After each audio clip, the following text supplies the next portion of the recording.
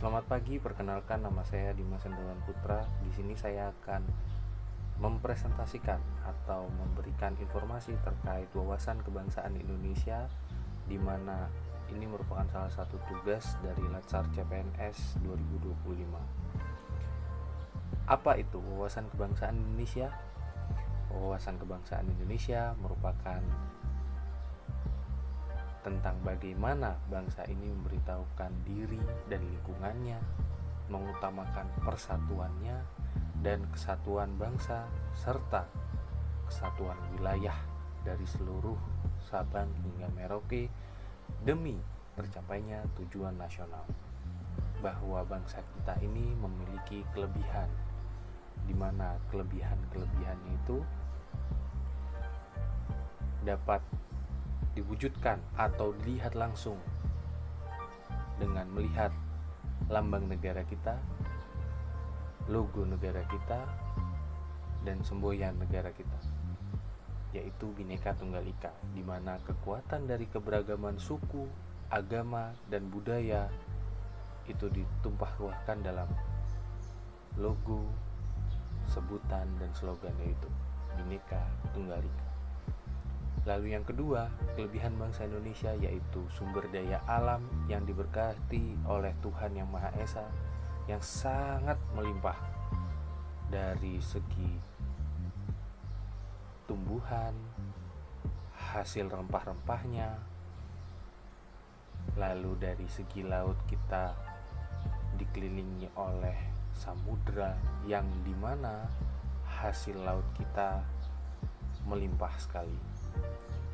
Lalu kita turut berbangga diri yaitu Indonesia menjadi demokrasi terbesar ketiga di dunia. Di balik itu semua terdapat kekurangan yang harus saya beritahukan. Bagaimana sih kekurangan bangsa Indonesia ini? Di mana kita masih terdapat kesenjangan ekonomi antara yang rakyat menengah ke bawah dan rakyat menengah ke atas, antara wilayah barat dan wilayah timur. Ini semua ekonomi yang menjadi tantangan dan kekurangan bangsa Indonesia untuk pemerataan dan juga pembangunan ke depannya. Lalu yang tidak kalah penting dan sangat disoroti hingga saat ini ialah korupsi. Di Indonesia sendiri korupsi masih terbilang aib bagi bangsa kita dari zaman dulu hingga sekarang. Lalu di zaman dan era modern ini muncul beberapa faktor lain yang mengganggu kekuatan dan potensi kita untuk maju, yaitu radikalisme, intoleransi, dan juga yang paling penting ialah hoax.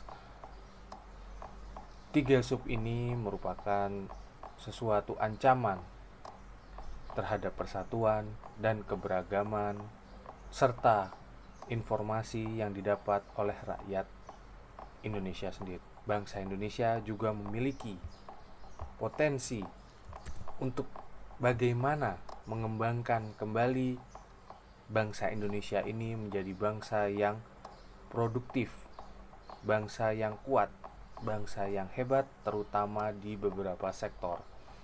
Karena kita memiliki demografi di mana mayoritas penduduknya merupakan mayoritas usia produktif yang menjadi motor atau penggerak utama ekonomi bangsa. Lalu bangsa Indonesia ini sudah sangat melek digital, atau kita ranking 2 dari seluruh negara di dunia ini yang paling sering melihat handphone. Ya, bisa disebut dengan melek digital. Segala sesuatu kita sudah terkoordinasi dengan internet, sehingga menjadikan sektor ini secepat mungkin, seelastis mungkin, dan sebagus mungkin bisa menjadikan tonggak potensi bangsa Indonesia agar bisa melaju atau menjadi yang terdepan. Tokoh-tokoh atau orang-orang yang berperan di zaman sekarang, di tahun ini, di masa generasi saat ini yang menjadi inspiratif bagi kita semua. Menurut saya, ada 3 tokoh penggeraknya. Yang pertama seorang olahragawan. Di sini saya memiliki Frederick Leonardo sebagai seorang anak muda, atlet panjat tebing yang kita tidak tahu orangnya sebelumnya, tiba-tiba mewujudkan dirinya dalam bentuk keberhasilan seorang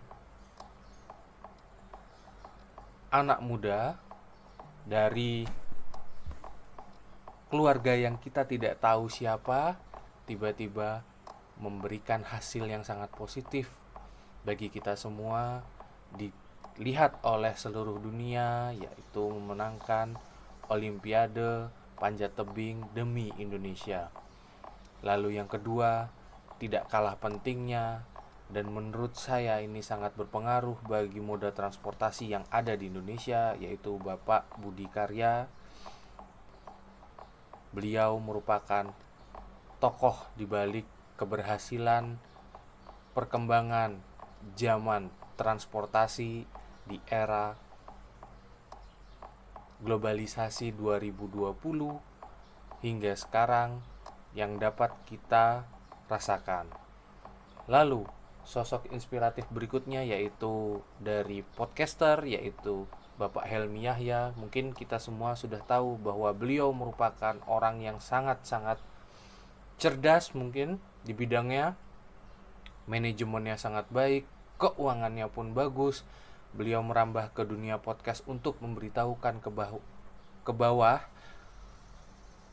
bahwa rakyat kita ini butuh sesuatu yang lebih inspiratif, lebih terbuka, dan melek lagi terhadap data-data yang ada di internet, salah satunya YouTube.